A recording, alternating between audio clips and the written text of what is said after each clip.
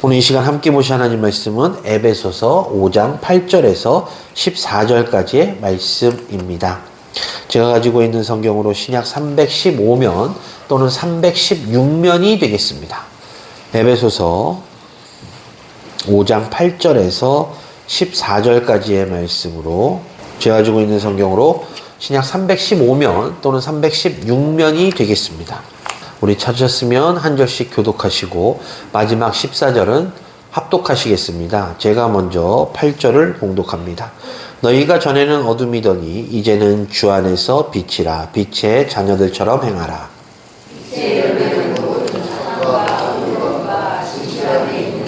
주를 기쁘시게 할 것이 무엇인가 시험하여 보라.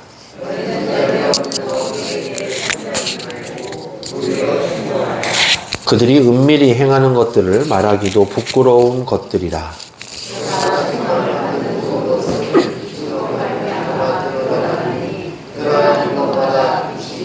합독하십니다. 그러므로 이르시기를 잠자는 자여 깨어서 죽은 자들 가운데서 일어나라. 그리스도께서 너에게 비추이시라 하셨느니라. 아멘. 오늘도 복된 주일을 맞이하여 하나님의 전에 예배하러 나오신 우리 성도님들을 주님의 이름으로 환영합니다. 오늘 하나님께서 우리들에게 주신 이 말씀을 통해서 하나님의 음성을 듣는 시간 되시고 또 뒤이어 이 말씀대로 살기로 결단하는 은혜의 시간 되시기를 먼저 주님의 이름으로 간절히 소망합니다. 우리가 요한복음을 보게 되면 사도 요한은 요한복음 1장에서 예수님께서는 이 땅에 빛으로 오셨다라고 선포하고 있음을 알게 됩니다. 따라서 세상 사람들은요, 이 땅에 빛으로 오신 예수님을 환영하며 그 앞에 나와야만 되는 존재들이었습니다. 하지만 안타깝게도 세상 모든 사람들이 빛 대신 예수님을 환영하며 그 앞으로 나오지는 않았죠. 많은 사람들이 빛 대신 예수 그리스도를 깨닫지 못하고 그저 죄악된 그 어둠 속에 머물러 있었던 것입니다. 왜 그럴까요? 요한복음 3장 19절을 보면 이렇게 말씀하고 있습니다. 그 정죄는 이것이니 곧 빛이 세상에 왔으되 사람들이 자기 행위가 악함으로 빛보다 어둠을 더 사랑한 것이니라.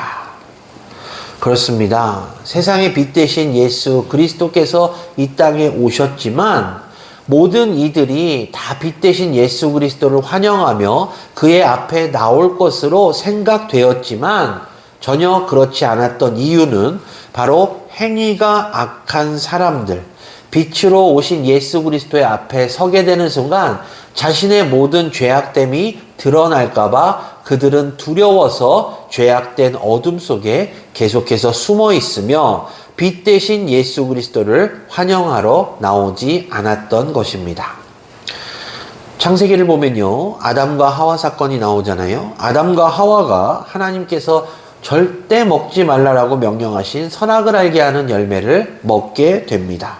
자, 그 이후에 어떤 일이 일어났죠? 아담과 하와가 어떻게 됩니까? 자신들의 죄악이 드러날까봐 하나님의 눈을 피해 숨는 모습을 우리들에게 보여주고 있습니다. 그렇습니다. 죄는요, 빛 대신 하나님, 빛 대신 예수 그리스도를 싫어합니다. 그래서 하나님과의 관계를 멀리하면서 어둠에 머무르게 되는 것이죠.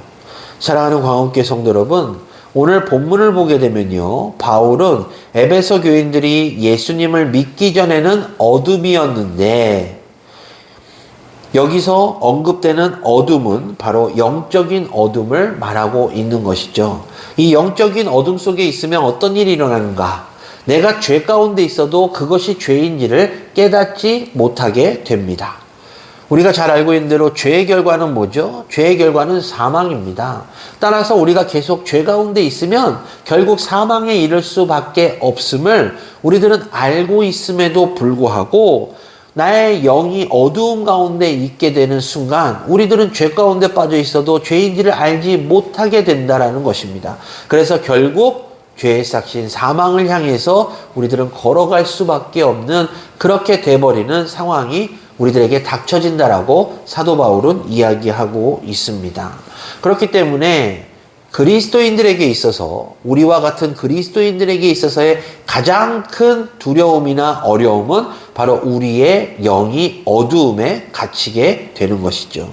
그런데 오늘 본문을 보니까요, 바울은 에베소 교인들이 예수님을 믿은 후에 그들에 대한 호칭이 바뀌었다라고 언급하고 있는데, 바로 어둠 대신에 빛의 자녀라고 부르고 있다라는 것입니다.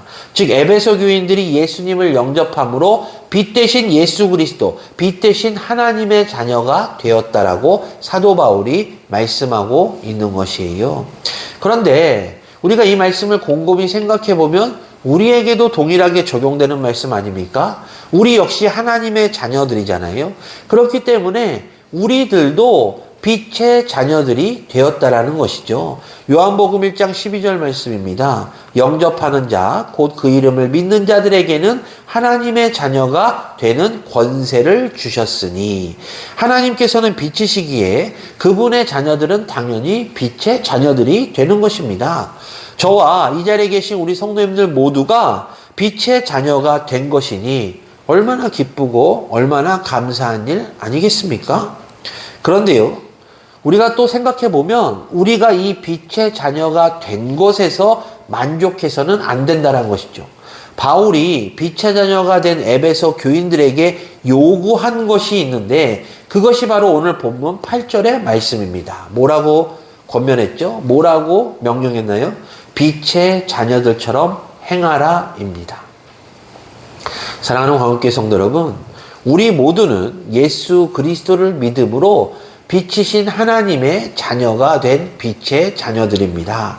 하지만 우리가 빛의 자녀인지 아닌지 우리가 우리 스스로를 판단할 수는 없어요. 하지만 우리 외에, 우리 주변에 있는 사람들은 우리를 판단할 수 있습니다. 그것은 저 사람이 그리스도인답게 행동을 하고 있는지, 저 사람이 하나님의 자녀답게 행동을 하고 있는지 그들은 판단할 수 있기 때문입니다. 우리 스스로가 나는 하나님의 자녀 예수 그리스도의 제자야 라고 삶을 살아가고 있지만, 우리 스스로의 삶이 마냥 빛의 자녀들답지 않게, 악의 자녀들답게 살아간다라면 우리가 우리 스스로는 자만하고 자각할지 모른다 할지라도 세상 사람들, 아니 하나님께서는 분명 우리들을 절대적으로 평가하실 수밖에 없기 때문입니다. 사랑하는 광역교회 성도 여러분, 따라서 우리가 빛의 자녀라면 빛의 자녀답게 행동하고 빛의 자녀다운 행동을 통해서 우리가 하나님의 자녀임을 증명해야만 합니다. 하나님의 자녀라고 이야기하면서 우리와 하나님의 관계가 뭔가 불편하고 또한 우리 스스로가 죄악을 행한다면 빛의 자녀로서의 삶을 살아갈 수 없기 때문입니다. 사도 바울은요, 빛의 자녀답게 행하는 것이 무엇인지를 아주 구체적으로 말하고 있는데요. 그것은 곧 빛의 열매인 착함과 의로움과 진실함으로 행하는 것이다 라고 말씀하고 있습니다. 그리고 이 세 가지의 가치는 서로 별개가 아니라, 각각의 것이 아니라 서로 잘 어우러지는, 바로 어우러짐을 통해서 빛의 열매를 이루게 된다라고 말씀하고 있습니다. 자, 성도님들께서는 어떠하십니까? 현재 살고 계시는 그 삶이 과연 빛의 자녀들답게 살고 계십니까? 혹시 나는 빛의 자녀라고 입으로 말하고 있지만 내 행동이 전혀 그렇지 않음으로 인해서 주변 사람들에게 손가락질 받거나 비난받는 그러한 삶을 살고 계시지는 않으십니까?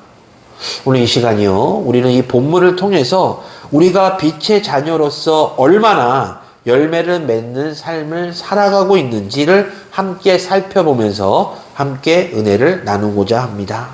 먼저 첫 번째로요, 빛의 자녀는 모든 착함의 열매를 맺어야만 합니다. 빛의 자녀는요, 기본적으로 선함, 착함으로 사는 사람들입니다. 왜 그럴까요? 하나님께서 선하신 분이시기 때문이죠. 하나님께서 인간을 창조하실 때 당신의 형상대로 만드셨는데요, 하나님의 선한 형상대로 만드셨기 때문에 인간은 착함으로 살아야만 되는 존재들입니다. 따라서 빛의 자녀들이 착하게 행할 수 있는 이유가 아까 조금 전에 말씀드린 대로 하나님께서 선하시기 때문임을 우리는 늘 기억해야 합니다. 마가복음 10장 17절에서 18절을 보면 이러한 사건이 나와요. 예수님께서 길을 가실 때 어떤 사람이 막 예수님께로 다가와서 무릎을 꿇고 이렇게 이야기합니다. 선한 선생님이여, 내가 무엇을 하여야 영생을 얻으리이까? 이때 예수님께서 뭐라고 대답하시죠? 내가 어찌하여 나를 선하다 일컫느냐? 하나님 한 분 외에는 선한 이가 없느니라 라고 예수님께서 말씀하십니다. 사랑하는 광업교 성도 여러분, 예수님은 죄가 있었을까요? 아니요. 예수님도 죄가 없는 분이셨습니다. 즉 선한 분이셨음에도 불구하고 예수님의 대답에 우리가 주목해야 되는데, 선한 분은, 죄가 없으신 분은 하나님 한 분뿐이라고 예수님께서 단호하게 말씀하시는 장면을 보여주고 있다는 것이죠. 예수님은 죄가 없는 분이셨는데 자신 스스로를 죄가 없다라고 말씀하신 적이 단 한 번도 없습니다. 왜 그럴까요? 우리가 잘 기억해야 될 것은 이 선의 기준을 우리가 하나님께로 잡아야 되기 때문입니다. 즉 절대적인 선의 기준은 하나님께만 있기 때문에 우리들은 죄가 없다라고 단정지어 말할 수 없다라는 것입니다. 따라서 우리 주변에 있는 어떤 분이 나는 참 선하게 사는 사람이야, 나는 죄를 짓지 않아, 나는 죄가 없는 사람이야 라고 그렇게 말씀하시는 분이 혹시라도 계신다면 그분은 뭔가 착각하고 계시는 것이에요. 자신을 너무 선한 존재로 여기지 말아야 된다는 것입니다. 특별히 그리스도인들에게 있어서 우리들은 우리 스스로를 선한 존재로 절대 여겨서는 안 됩니다. 하나님만 선하신 분이시고 하나님만 죄가 없으신 분이시고 우리들은 죄악된 죄인들이었었음을 늘 기억해야 되는 것이에요. 그리고 언제나 죄의 습성을 가지고 있기 때문에 죄에 빠지기 쉬운 우리들이기 때문에 늘 선하신 하나님을 모시고 선하신 하나님의 자녀답게 행함으로써 우리 속에 있는 죄악된 습성들을 다 버리고 바로 선이신 하나님, 그 빛이신 하나님의 자녀들답게 살아가는 그런 존재가 되기로 결단하고 노력해야 한다는 것입니다. 사랑하는 광업교회 성도 여러분, 하나님의 선하심이 우리에게 어떻게 나타났나요? 혹시 아시는 분 계시나요? 하나님께서 죄인된 우리들을 살리시기 위해 어떻게 하셨습니까? 독생자 예수 그리스도를 이 땅에 보내주셨잖아요. 그리고 그분을 죽이심으로써 당신의 선하심을 드러내 주셨습니다. 그렇습니다. 원래 이 선이라는 것은요, 내 자신의 유익을 위한 것이 아니라 내 유익이 아닌 다른 이들의 유익을 위해서 내 자신을 희생하는 것이 바로 선함입니다. 창세기 13장을 보면요, 아브라함과 조카 룻에 대해서 이야기가 나오죠. 아브라함과 룻이요, 이제 자신들의 고향인 갈대아 우르를 떠나서 하나님께서 지시하신 곳에 이르게 됩니다.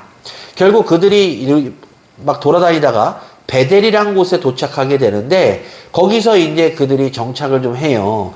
그리고 살다 보니까 아브라함의 가축의 목자들과 룻의 가축의 목자들 사이에서 이제 다툼이 일어나게 됩니다. 그 이유는 이 아브라함의 목축들도 많고 이 조카의 룻의 가축들도 정말 많기 때문에 이것들을 다 먹일 만한 목초지가 늘 부족했던 것이에요. 그러다 보니까 목자들 사이에서 다툼이 일어나게 돼요. 그런데 어떻게 했죠, 아브라함이? 내가 나이가 많고 내가 학렬이 높고 내가 너보다 높은 사람이니까 네가 다른 데로 가라, 이렇게 얘기하지 않았습니다. 아브라함은요, 겸손함을 자신의 조카에게 나타냈어요. 그가 룻에게 우리가 한 친족이니 싸우지 말자. 그리고 내 앞에 온 땅이 있으니 내가 가고 싶은 곳을 먼저 택하여 나를 떠나라. 내가 좌하면 나는 우하고 내가 우하면 나는 좌하리라 라고 말씀합니다.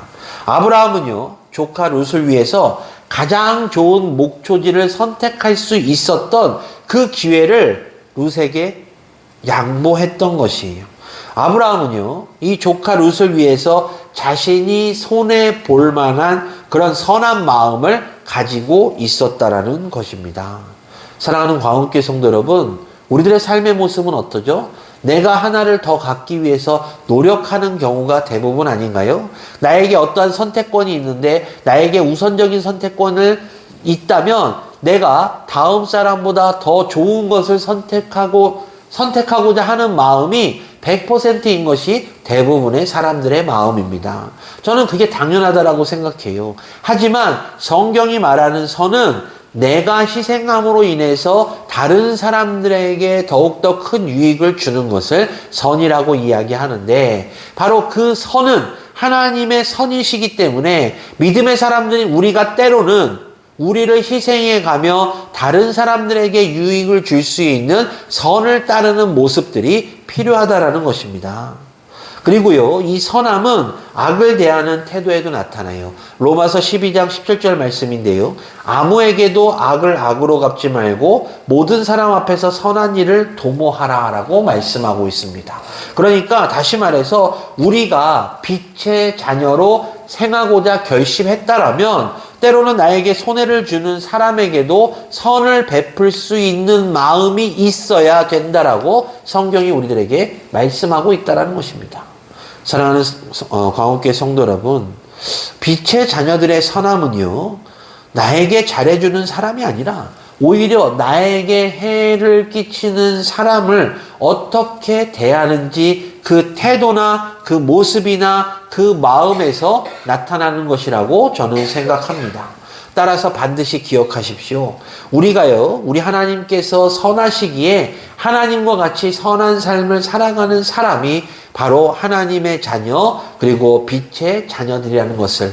그렇기 때문에 우리들이 바로 이 빛의 자녀답게 행동하고 빛의 자녀들답게 살아갈 때 비로소 우리의 모습을 통해서 선이신 하나님을 경배하고 하나님을 찬양하고 세상에 하나님의 이름을 드높일 수 있게 되는 것입니다. 두 번째로는요, 빛의 자녀들에게는 의로움의 열매가 있습니다. 자, 하나님께서 죄악된 사람들을 위해서 자신을 희생하신 분이시잖아요. 하지만 그분께서는 선을 행하신다고 절대적으로 의로움을 무시하지 아니하셨다라는 것을 우리가 기억해야 됩니다. 죄인된 사람을 구원하시기 위해서 분명 그 죄의 대가로 어떠한 희생이 필요했는데 어떠한 희생을 하셨죠? 다른 사람을 희생시키신 것이 아니라 바로 당신의 하나밖에 없는 아들 예수 그리스도를 희생시키셨습니다. 따라서 하나님께서는 선을 이루시기 위해서 의로움을 이루셨다라는 것이죠. 다른 사람들에게 피해를 주는 것이 아니라 바로 당신의 아들 예수 그리스도를 희생시키심으로 의로움까지 완성하셨다라는 것입니다. 사랑하는 광운교회 성도 여러분, 고린도후서 5장 21절 말씀입니다. 하나님이 죄를 알지도 못하신 이를 우리를 대신하여 죄로 삼으신 것은 우리로 하여금 그 안에서 하나님의 의가 되게 하려 하심이라. 선함이라는 것은 때로는 상대적인 것일 수도 있다라고 저는 생각을 해요. 내가 선한 것을 행함으로 다른 사람이 그것이 악이 될 수도 있고, 또한 내가 악을 행하는데 그것이 다른 사람에게는 선이 될 수도 있기 때문입니다. 한나 아렌트라는 사람이 있어요. 이 사람은 독일 출신의 미국의 작가인데요. 이 사람이 쓴 책 중에서 가장 유명한 책이 뭐냐면 예루살렘의 아이 히만이라는 책이에요. 아이 히만이라는 사람은 누구냐면 우리 성도님들 들어보셨을 것이에요. 세계 2차 대전 때 독일의 친위대 장교였습니다. 근데 이 사람이 뭘로 유명하냐? 그 유명한 그 유태인 대학살의 거의 주범급이에요.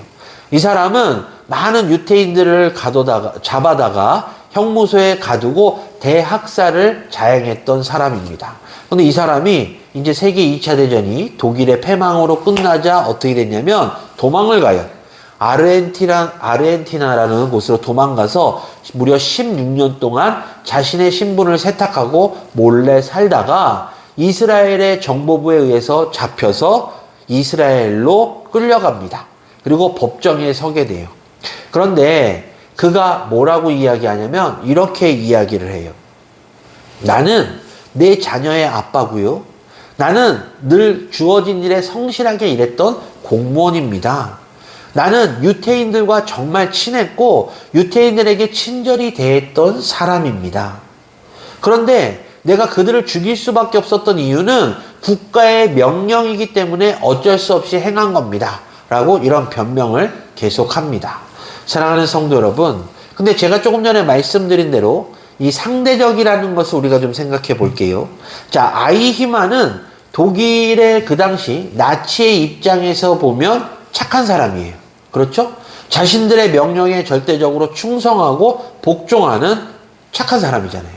그런데 유대인들 입장에서 보면 그는 정말로 자신의 동족들을 잡아다가 이끌고 가서 형무소에서 단체로 처형시킨 정말 극악무도한 악인 중에 악인이라는 것입니다. 따라서 우리는 반드시 그 상대방의 입장을 바라보고 생각하는 마음도 분명 필요하다라는 것이에요.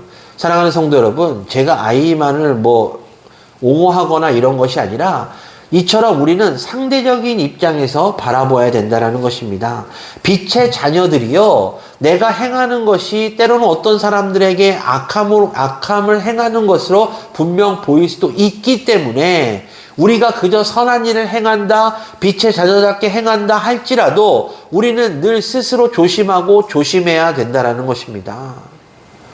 내가 어떤 사람에게요, 빵을 줘요. 그 사람이 배고플 때 빵을 주면 그것은 참으로 고마운 일이잖아요.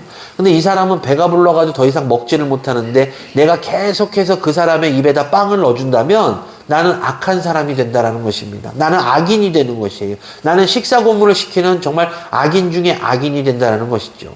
그렇기 때문에 우리들은 늘 기억해야 됩니다. 이 자리에 계신 우리 광원교회 성도님들께서 빛의 자녀들답게 행하시고자 결심하셨다면 물론 하나님의 뜻 가운데 열심을 내어 하시는 것도 중요하지만 상대적으로 한번 생각해 보시고 내가 이것을 행할 때 이것이 저 사람에게 악으로 돌아가는지 아니면 선으로 돌아가는지 우리는 판단하고 행해야 된다는 것입니다. 사랑하는 광원교회 성도 여러분, 교회 안에서 분쟁이 일어나는 이유 중에 가장 큰 이유가 무엇일까요? 어떤 것이라고 생각하세요? 바로 말입니다. 말. 이 입에서 나오는 말 때문에 분쟁이 생겨요. 입에서 나오는 말 때문에 교회가 분란이 생기고 때로는 교회가 무너지는 경우도 있습니다. 왜 그럴까요? 내 입장에서는 내가 행하는 말이 상대방을 위로하고 상대방을 격려한다라고 말할 수 있지만 때로는 상대방이 듣기에는 그 말이 나에게 독이 될 수도 있고 그 말로 인해서 나의 심정이 무너지거나 내가 상처받거나 시험이 들 수도 있기 때문입니다. 그렇기 때문에 우리가 빛의 자녀로 행한다고 해서 이 교회 안에서 서로 간에 협력해서 선을 이루어가야 되는 존재들임에도 불구하고 나는 의도하지 않으나 나로 인해서 상처받는 사람도 있음을 우리는 기억해야 된다는 것이에요. 그렇기 때문에 우리가 빛의 자녀들답게 살아가기 위해서 행동하기 위해서는 먼저 우리 스스로가 상대방적인 관점에서도 늘 기억하고 돌아보는 그런 지혜가 필요하다는 것입니다. 그것이 바로 선함과 의로움의 시작입니다. 하나님께서 보시기에 착하고 의로운 것, 우리가 행하는 모든 것이 착하고 의로움은 좋을 수도 있으나 내 행동이나 내 말로 인해서 상대방의 상처가 된다라면 그것이 과연 하나님 보시기에 의로움일까요? 내 마음에 내 신념에는 착함이라고 생각할 수 있으나 하나님 보시기엔 그렇지 않을 수도 있다는 것을 늘 기억해야 된다는 것입니다. 그렇기 때문에 바라기는 이 자리에 계신 우리 성도님들께서는 빛이신 하나님께서 판단하실 때 저것은 의롭다 하는 그런 행동을 늘 하시기를 주님의 이름으로 간절히 축원합니다. 마지막으로요, 빛의 자녀들이 맺는 열매는 바로 진실함입니다. 요한복음 8장 44절 말씀이에요. 너희는 너희 아비 마귀에게서 났으니 너희 아비의 욕심대로 너희도 행하고자 하느니라. 그는 처음부터 살인자요 진리가 그 속에 없으므로 진리에 서지 못하고 거짓을 말할 때마다 제 것으로 말하나니 이는 그가 거짓말쟁이요 거짓의 아비가 되었습니다. 자, 예수님이 누구신지를 깨닫지 못하는 사람들을 향해서 이렇게 말씀하신 것이에요. 사랑하는 성도 여러분, 사람들 중에서는요, 지금도 사탄에 속아서 진리를 외면하고 살아가는 사람들이 우리 주변에 의외로 많이 있습니다. 그래서 예수님께서 이 사람들을 향해서 마귀에게서 난 마귀의 자식이라고 말씀하고 계시는 것입니다. 자, 그럼 우리가 한번 생각해 볼까요? 사탄이 우리들에게 하는 대표적인 거짓말이 무엇일까요? 사탄이 우리들에게 하는 대표적인 거짓말이 무엇일까? 생각해 보셨나요? 저는 예수님은 그리스도가 아니다 라고 하는 말이 바로 거짓이라고 생각합니다. 사탄은요, 예수님은 죄인이고 십자가에 못 박혀 죽을 수밖에 없었던 존재다 라고 거짓으로 사람들을 속입니다. 그런데 그 거짓에 속는 사람들이 있어요. 그들이 그 거짓에 속아 진리를 거스르고 바로 예수님을 십자가에 못 박았던 것입니다. 생각해 보세요. 예수님이 십자가에 못 박힐 당시 예수님을 향해 돌을 던졌고 예수님을 향해 침을 뱉었고 예수님에게 수치를 준 사람들이 누구인가요? 바로 유대인들이었습니다. 그 유대인들이 어떤 사람이죠? 하나님으로부터 선택받은 사람들이었습니다. 하나님으로부터 은혜를 받았던 사람들입니다. 그들의 선조들은 광야에서 유리할 때 하나님으로부터 만나와 메추라기, 구름기둥과 불기둥의 은혜를 받았던 사람들입니다. 근데 그들이 예수 그리스도를 온전히 알지 못해서 예수 그리스도에게 치욕을 주고 예수 그리스도를 결국 십자가에 못 박았던 것입니다. 사랑하는 성도 여러분, 그 유대인들이 바로 사탄에 속았기 때문에 예수 그리스도를 하나님의 아들로 인정하지 못했고 결국 예수 그리스도를 십자가에 못 박았음을 우리는 기억해야 할 것입니다. 이는 다시 말해서 우리들은 이 모습을 보고 반면교사 삼아서 그 사탄의 거짓에 절대적으로 속지 않도록 노력해야 된다는 것이죠. 그럼 우리가 이 사탄의 거짓에 어떻게 하면 속지 않을 것인가? 바로 말씀으로 무장해야 됩니다. 바로 기도로 무장해야 돼요. 바로 은혜로 무장해야 되고, 바로 예수 그리스도의 은혜로, 예수 그리스도의 말씀과 예수 그리스도의 사랑으로 무장해야 될 것입니다. 예수님은 말씀하십니다. 너희 아비의 욕심대로 너희도 행하고자 하느니라. 이 말씀의 뜻은 무슨 뜻이냐? 자신의 욕심을 따라서 살아가는 것은 결국 사탄에 속아서 살아가는 것이라고 말씀하고 있는 것입니다. 아까 서두에 말씀드린 대로 우리는 빛의 자녀들, 하나님의 뜻 가운데서 살아가야 되는 사람들입니다. 따라서 하나님의 뜻에 살아가야 하는데 이 사탄의 꼬임에 넘어가서 거짓에 속아서 내 자신의 욕심과 내 자신의 탐욕만을 위해서 살아가기 때문에 예수님께서는 그 모습을 보시고 탄식하시면서 말씀하고 계시는 것입니다. 자, 아까 말씀드린 대로 사탄은요, 사람들을 속입니다. 어떻게 속이냐? 악한 것을 선하다고 속여요. 불의한 것을 의롭다라고 속입니다. 세상을 속이고요, 성도를 속입니다. 그런데 그 거짓에 속아 넘어간다라는 것이 많은 그리스도인들도 속아 넘어갑니다. 하나님이 존재한다면, 하나님이 계시다면, 하나님이 나의 기도를 들으셨다라면 왜 나에게 이런 일이 일어나지? 라는 의구심을 만들어요. 그 사람은 나쁜 사람이야. 그러니까 그 사람하고 상종도 하지 마. 라는 말들이 교회에서 흘러나오기 시작합니다. 세상 사람들도 다 하는 건데 뭐 어때? 우리 해도 돼. 문제되지 않아. 이러한 말들이 성도들 사이에서 교회들 사이에서 나오기 시작한다라는 것이, 이렇게 사탄은 사람들에게 진실을 말하지 않고 거짓을 알려줘서 빛의 자녀답게 살지 못하게 한다라는 것입니다. 그렇기 때문에 우리들은 분명 기억해야 합니다. 빛의 자녀들인 성도들은요, 진실을 말하고 진실만을 믿고 살아가야 되는 사람들이에요. 따라서 때로는 나에게 손해가 된다 할지라도 그것에 대해서 솔직해야 되고 다른 사람들에게도 진실해야 된다는 것이죠. 오늘날 우리가 살고 있는 이 땅에 얼마나 거짓이 만연합니까? 우리 성도님들 잘 보시는 거 휴대폰에서 뭐 보시죠? 유튜브 보시잖아요. 유튜브에 정말 무궁무진한 그런 뉴스들이 나오잖아요. 근데 그 뉴스들 가운데 거짓 뉴스가 얼마나 많습니까? 그 거짓 뉴스를 만드는 이유가 뭐죠? 내 편을 만들기 위해, 또한 조회수로 인해서 나에게 금전적인 이익을 얻기 위해서, 자극적인 내용을 하면 사람들이 많이 보니까. 얼마나 거짓된 뉴스가 많습니까? 그런데 그 거짓된 뉴스에 선동이 되는 사람들도 문제지만 그 거짓 뉴스를 만드는 사람도 문제입니다. 세상은 이처럼 악한 시대에 남을 속이는 것을 당연하게 여기고 남을 속임으로 말미암아 그 이득을 취하는 그것이 당연한 시대에 우리가 살고 있다는 것이에요. 그렇기 때문에 하나님께서는 우리들에게 빛의 자녀로서 살라라고 명하셨고 우리들은 빛의 자녀답게 살기 위해서 노력해야 되고 행해야 된다는 것입니다. 말씀을 정리할게요. 사도 바울은요, 열매 없는 어둠의 일에 참여하지 말고 도리어 책망하라라고 권면하고 있습니다. 빛의 열매는요, 착함과 의로움과 진실함이 있지만 열매 없는 어두움은 악함과 불의와 거짓인 것입니다. 그리고 이러한 것들은 결국 사탄의 일에 우리가 동조하게 되는 것이며 우리가 영원한 형벌, 즉 사망에 이르게 되는 일임을 우리들은 늘 기억해야 될 것입니다. 따라서 이 자리에 계신 우리 광원교회 성도님들은 빛의 자녀답게 행하시고 절대적으로 이 어둠의 일에 참여하지 않으시기를 주님의 이름으로 간절히 축원합니다. 본문 마지막 절을 보면 잠자는 자여 깨어서 죽은 자들 가운데서 일어나라. 그리스도께서 너에게 비추시리라 하셨느니라 라고 말씀하고 계십니다. 자, 예수님을 믿어 예수님의 자녀가 되었다라는 것은 하나님의 은혜를 입었다는 것입니다. 그런데요, 우리가 여기서 주의해야 될 것은 예수를 입어 하나님의 자녀가 되었음에도 불구하고 영적으로 잠을 자는 분들도 계시다는 것입니다. 사도 바울은 말합니다. 깨어서 죽은 자들 가운데서 일어나라. 예수를 믿는다고 다 빛의 자녀요 영적으로 깨어있는 것이 아니라는 것이죠.